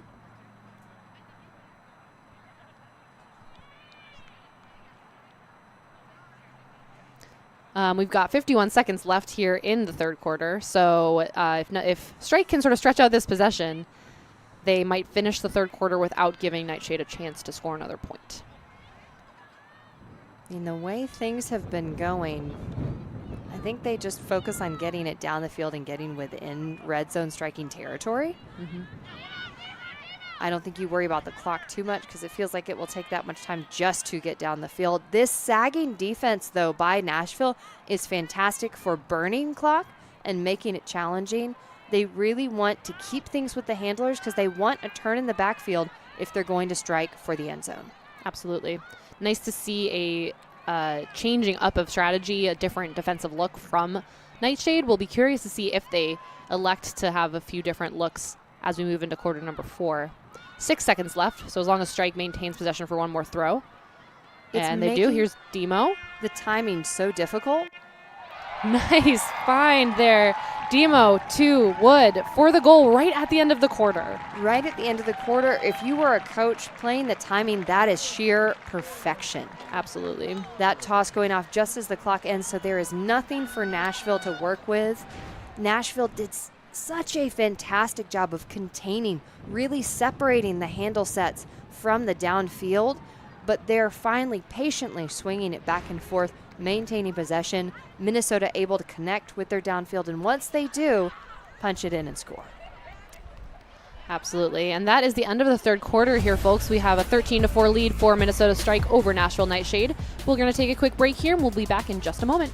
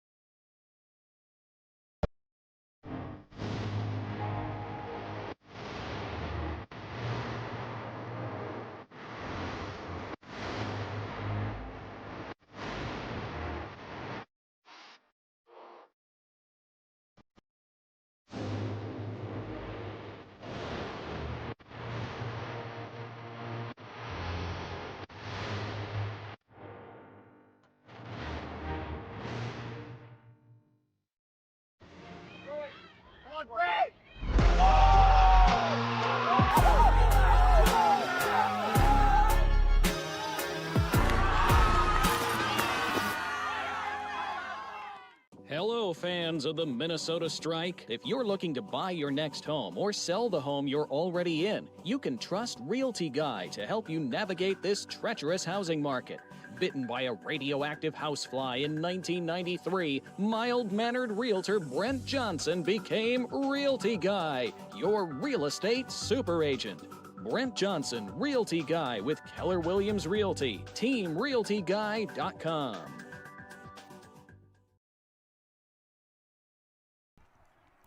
All right, folks, welcome back to Seafoam Stadium. Thanks for joining us. We are going to hear from a couple of our sponsors before we start quarter number 4. The Discraft Ultra Star is the official disc of the Premier Ultimate League. Discraft, the world leader in disc sports. And this live broadcast of the Premier Ultimate League is brought to you by Breakmark Ultimate Apparel. Go to breakmark.com to place your custom team order or check out PUL Athlete Collab Shops. And this live broadcast is brought to you by the Premier Ultimate League. The PUL is a 501c6 nonprofit. This league has been community funded since day one, and we are so grateful for the support. We ask that you continue donating to help us continue to transform and fulfill our mission. Head to premierultimateleague.com to donate today. And we've just started the fourth quarter action here. Bacon picking up on the sideline. Looking for Beck. And Beck with a rifle downfield looking for Poyer. Nice smackdown from Wilson. So NightShade here may be able to start this fourth quarter with a break. Holmes with the disc, looking for some help. Finds Smog on the sideline. And a big floaty throw from Smog finding Wilson. Again, a little stagnancy, I would say, from NightShade. Wilson's throw just tails a little too far the opposite direction, unable to come up with it. Daly picking up. Finds Erica Bacon, and Bacon with the launch backhand looking for Poyer. What a beautiful throw for the strike score. I almost thought that Poyer had gone too far. She was backpedaling. You saw it died there in the last second, and she brings it home. That is a good one for Minnesota Strike. They fought through a little bit of adversity. They saw the pressure from Nashville, but connecting with a favorite target there in Poyer. Great placement from Bacon. And what did we see there from the NightShade's offense? You know, it's. I think that they stayed patient, and there was some stagnancy there too. It's hard to find that sort of balance between wanting to make sure that we're keeping the disc moving while not going too quickly. So see it NightShade on this offensive point. Try to punch in another hold.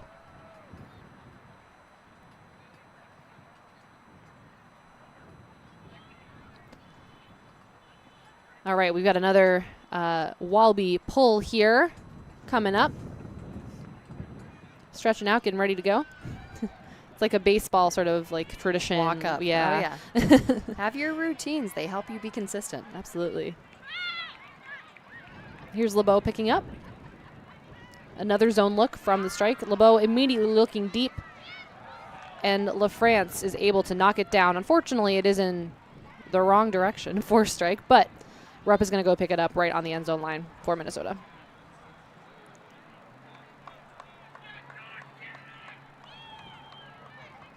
So we have 22 Henley on the mark here. Rupp looking for a reset. Good anticipation from Tori Taylor to take away that swing really fast, but Cook is able to find it on the upline. Rupp going every other up the line. Big throw from Rupp, too short though going in this direction, and Gilbert is able to knock it down.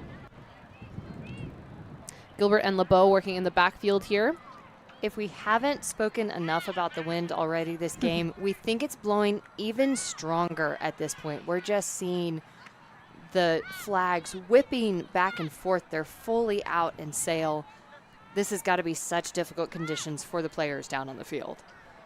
McLean here with the disc. Finds her teammate Robinson. Robinson with some big fakes. And LeBeau with one as well. Not releasing downfield quite yet, but this time they do, and that one pops way up. We're going to see a swarm of players under the field, under the disc. Looks like Hendrickson maybe got the hand on that to get the block. And Cook picks up. finding LaFrance.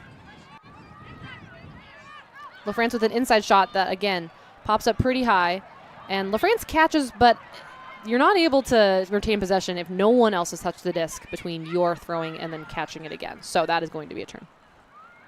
Good read, though. There's LeBeau looking deep. That is a nice shot from LeBeau, but too far for her teammate, Robinson. I like that look, and I'll be honest, if I'm Nashville, if Minnesota is not throwing a flat mark and you're going in this kind of downwind direction, I'm sending multiple people downfield, and I'm throwing it into that kind of break side down space. Like maybe send people to the front corner and then have them attack the back corner. There's no reason not to and get closer to the end zone. Agreed. And Rupp doing the same thing, punting it sort of down to about the 45-yard line. And you can see, again, that edge on Rupp's throw. Remember, you need to make sure it comes in bounds. Rupp does that. It bounces out, and so they're able to gain that 25-odd yards of advantage. There's another drop there from NightShade. That looks like 14 McLean. We have another turnover, though, right away. Yeah, Walby, again, those soft backhands are so difficult in these windy conditions. I wish that had been just a flick to the chest. That's a really tough one. I think Rupp just wanting to give and go, and that's not the best in these circumstances. LeBeau looking for Taylor, and Taylor is able to sky it with the goal. That's the type of athletic play we were told Tori Taylor makes all the time. We definitely saw it in other games, but it's kind of the first big play we've seen in this game. Mm-hmm. And like we said, Tori Taylor, another one of those players who played Masters Regionals yesterday, so got to be tired, but still able to make those big plays, getting the team excited, celebrating those wins. That's a great catch. And I love the edge and sit on this disc, too. It's out. It's got a little bit of edge, but mostly flat, and so able to just sail in makes it prime for your teammates to make a play. Absolutely. So that is a hold from Nashville. Score is 14-5. Again, that wind is sort of going that downwind direction a little bit, the direction that NightShade just scored in, but also a little to the side. More southeast right now. Yep, so towards the corner that we see in the frame right now, I would say. We've got Patterson getting ready to pull. And some familiar faces here on this line as well. We've got Rubino, we got Smog, we got Snipes. Nice roller pull there. Daly picking it up and hitting Bacon right in the center.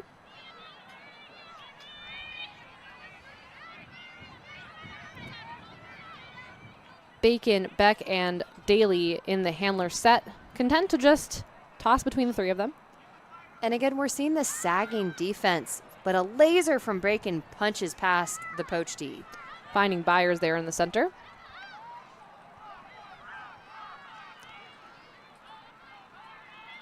Looking for some help is Beck. And a run through D from Snipes there on NightShade. So a little bit stagnant maybe from the strike offense. And NightShade get a chance here for a break. Patterson throwing deep straight to Michaela Daly on strike, so that's going to be a turnover. Johnson McKee back with the disc.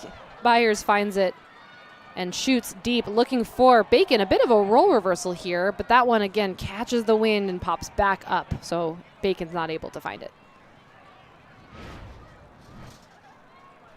We'll see that one again. Byers does love to shoot, especially on that forehand side. That one is just a little too far. And one of the challenges here, full respect to Byers, is that the last time she was on the field, the wind was going in a different direction. So even if you are mentally dialed for that, you have to redial your throws each point right now as the wind shifts. Patterson with another throw downfield, again, somewhat of a punt, and players falling over each other. But everyone pops back up. Daly picking up the disc here with Smog on the mark. Daly finds Bacon right on the doorstep, and Bacon to Byers. Sort of a risky throw, but we make it work. Again, we've said those backhands, they get fluttery, and you can see Byers going, what? Couldn't believe that either it was thrown or that she caught it or some combination thereof, but that is a combination classic as old as time.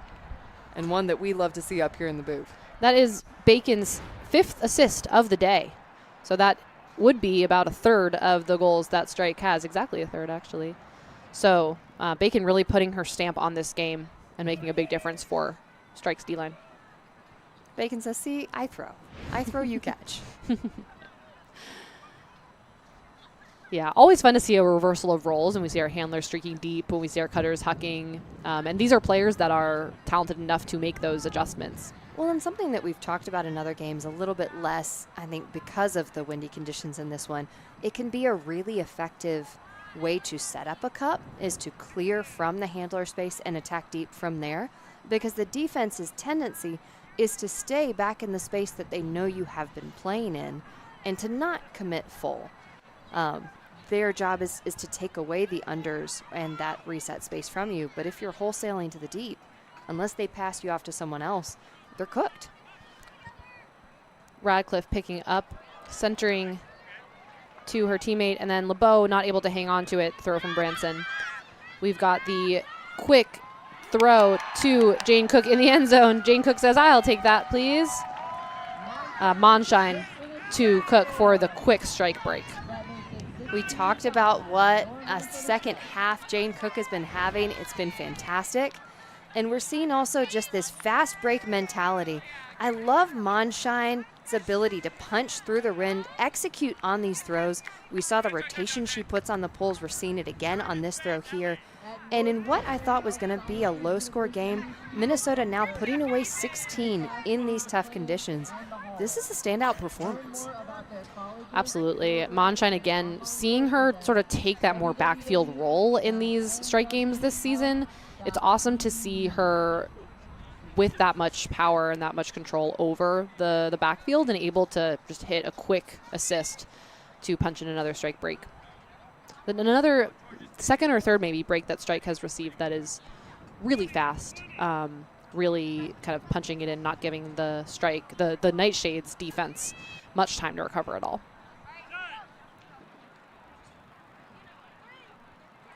Walby with another pull here.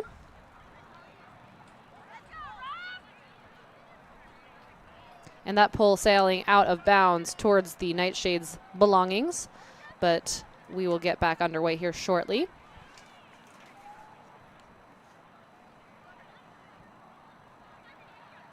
Bit of confusion on the field potentially.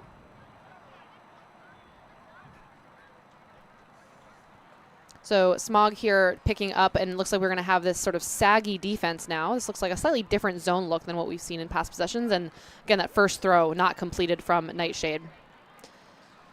Cook and Rupp playing in the backfield here for Strike. Over to Walby. Walby almost fluttered it down to the ground, but good concentration there. And we're seeing the concentration continue. Fireside Ostergaard. But just too far. The adrenaline from that kind of reach out grab just powers into an overpowered throw. Yeah, and Jane Cook is a hard person to overthrow. She is speedy. Well said. But gives NightShade another chance to work up the 70 yards. We're seeing, again, a slightly different zone look from Strike than we saw in past possessions. Maybe a little bit more saggy into the lanes than a cup. We've got Radcliffe with the disc up to Smog. The two of them playing catch in the cup here. Fagan finds it and shoots deep to Robinson. That is a beautiful find. There was so much defense around, but to find that one edge in space. Minnesota Strike falling out into person D. And Fagan finds, that is Branson. Branson looking for Wilson, just unable to hang on to it, and that's a killer for sure. That was such good flow. Wilson was wide open, and I think that's just a loss of concentration. That's why you run through, even if you don't think you can get there. Yeah, Maddie Lander really making an impact on that. Even though she maybe didn't get her fingers on the disc, having your body there and putting that pressure on probably caused that drop. Floaty throw. Cook not able to get there. Good pressure from Henley. And these long points are going to just wind the clock down, right? We've got about 3 minutes left here in the fourth quarter. Just as a heads up, the fourth quarter ends a little differently than the other quarters. When the time expires, the game is over. So we get a true end of quarter situation. Exactly. Gilbert with the disc, looking for some help. Going to shoot it downfield. Sarah Needy is the one who grabs it there, knocks the disc down. So Strike will have another shot here at a break. Walby picks it up and immediately looks deep. Huge backhand hook, but that one is going to tail out of bounds. Cook did have some space there, but again, that edge on that disc just pushes it out of bounds. That throw could have worked maybe in the second quarter, but yeah, not in this situation. We see, again, the rotation of the wind just pulling tricks on these players. Absolutely. So shorter field for Nashville. Yep. Smog picking it up right here on the sideline. Round to Radcliffe. Way to continue in that break direction. Ooh, some falling over there. Glad everyone's okay. Cook finds Walby. Walby able to track it down. Huge forehand fake, but holsters and finds Lander on the under. Still a lot of yards gained. Oh, and a huge layout from Cook out of bounds, but great effort to get there and snag that disc. Looks like she's taking an injury after that layout. Such a tough one. I loved Walby's decision to fake the deep. There was plenty of defense there, and instead attack that middle layer. And Minnesota has been so good in continuation, but again, the choice on backhand. I wish this were a flick throw instead, arcing towards the cutter. I think it would have been a much easier catch for Cook to make. And in less windy conditions, maybe that's crisp enough that it works, but not today. An observer is right there to make that call. What do we think? That's really close. I think first contact is the offhand landing. Out of bounds. Yeah, I think so her good call toes there. are too high. Smog and Radcliffe playing catch in the backfield here. Would love to see Nightshade get it off the sideline, but they're able to find Wilson downfield, towing in the sideline there. Thought we were going to see a huck for a second there from Wilson. I got all excited. Radcliffe and Smog here. Another, these throws that go straight down the sideline from Smog. I don't think Wilson knew it was coming. She turned on the jets there at the end. Indeed. But if you look, she's checking. Okay, does see it coming, accelerates. Just can't hold on. Looks like timeout taken, maybe getting some fresh personnel on the field here for both teams. Another long point. You see we are almost down to a minute left in the game.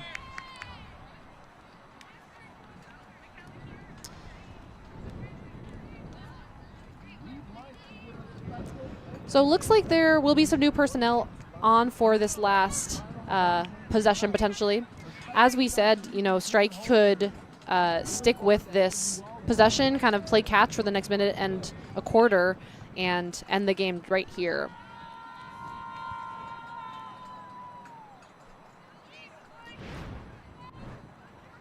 Couple of replays here. This throw so close with that pressure from Lander. And it's almost counterintuitive. In these really difficult throwing conditions, you have to take the shots. You have to play field position because the short field turns are just too big of an opportunity for the opposing team. And we're seeing both teams taking these risks. And in live, we're seeing that right now as well. Daly had both Poyer and Wood streaking deep, but unable to hit either of them. So the turnover goes back to Nightshade. Holmes and Blankenship in the backfield here, along with Oakman. And Holmes is going to huck it, that big backhand, looking for Snipes, unable to make the grab. I like that look. Had two receivers in the area. And again, just a little bit more flat edge. And the players make it, but when you are exposing that much of the disc, it's just dying. The disc is sending it to the ground. The wind is sending it to the ground. Huge forehand put from Bacon, finding Byers. What a beautiful throw. And a quick dishy back to Mexstroth. Back to Bacon here. Got about 20 seconds left on the clock. Can they give us another highlight? Bacon up to Wood. Strike looking for these inside lanes, but they're a little timing off right now. Back close to the 40. They're going to have to get things moving. Only 5 seconds left. Oh, yeah, not looking for a boost this time is Byers. But we have the emphatic kick spike to end the game. So that's a huge win for Strike, 16-5, our final score. Pretty different vibes than our other two home games, Kelsey. Very much so. Strike in control for the majority of the game. We saw some athletic plays made by Nashville, but I think the conditions just too much for them to overcome. Maybe a higher percentage of unforced errors, especially in the short field, and Strike able to capitalize on those. Absolutely. And again, these games, regardless of the outcome, are really a celebration of the sport that we love. Everybody able to gather at the stadium to play a sport that brings us all so much joy. So that's really what it's all about. Well, and if you were wondering why we didn't talk a lot about it, neither of these teams in playoff contention currently, very much outside of that race, or believe me, we would have been dissecting it. We've done it off air quite a bit. But the season is not yet over. There are still playoffs. Neither of these teams will be featured. We encourage you to go watch. And there is also going to be a WUL, PUL, that's a tongue twister, all-star game. So women's all-star game is going to be at championship weekend for the UFA. It'll be up here in Madison, Wisconsin. Look that one up. Mark it on your calendars. I'm so excited for that one. I think that's going to be a blast. And just the more showcases we can get, I think the better for the sport. Yeah, absolutely. So if you enjoyed today's game, please continue donating by scanning the QR code on your screen or at strikeultimate.com. Minnesota Strike is a nonprofit organization, and all donations go towards player pay, travel costs, and bringing you high-quality live streams like the one today. Thank you so much for supporting the strike. And you know, other things that we can support here include those all-star games, which we're really excited to see in a little bit. All right, we are going to send it off to a quick break here, and when we come back, we will have an interview with Erica Bacon. Stay tuned.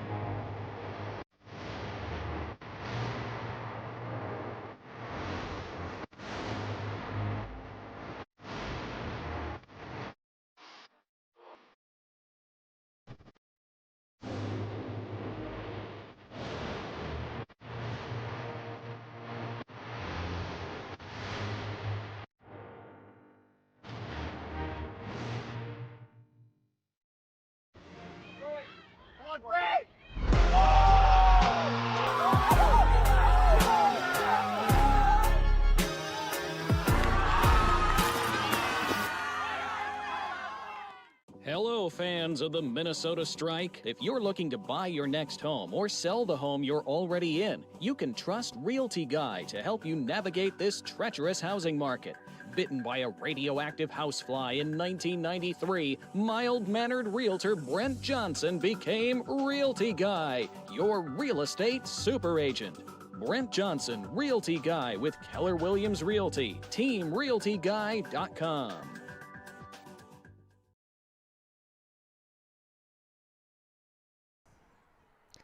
All right, folks, welcome back. We just finished up a great game between Minnesota Strike and Nashville NightShade. We have Laura Osterlund on call with a interview here with star Erica Bacon. 5 assists in this game. Love to hear her thoughts. Take it away, Laura. Yeah, so I'm here with Erica Bacon. Bacon, great game. What did the team do well overall, especially in this win, for this win? Yeah, so the crosswind was pretty brutal. Our D-line found a lot of success just having our zone pressure the handlers, so throw laterally.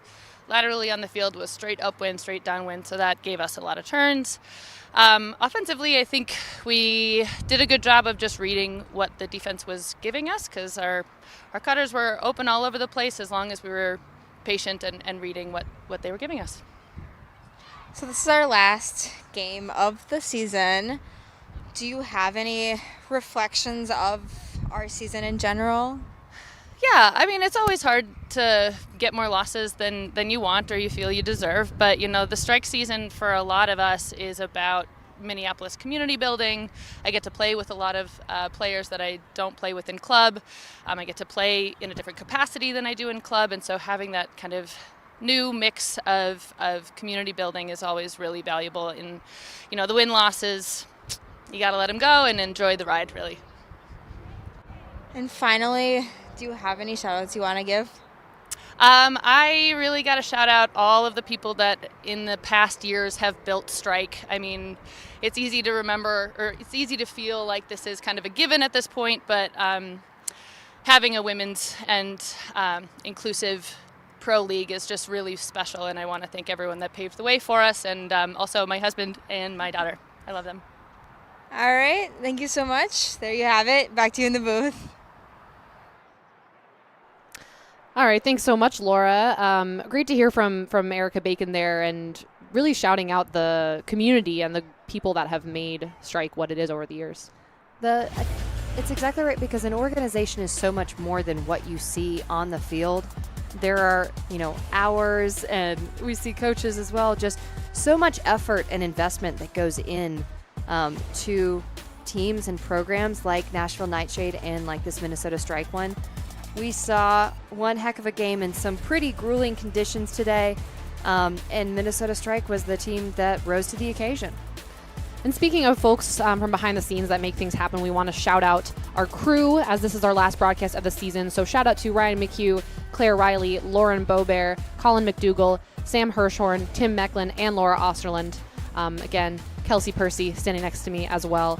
And I'm Rebecca Klein. Thank you all so much for listening. It's been a really fun season, 3 exciting home games here at Seafoam Stadium. So we'll hopefully see you here next year. But thanks for spending your Sunday afternoon with us. Have a good one, everybody.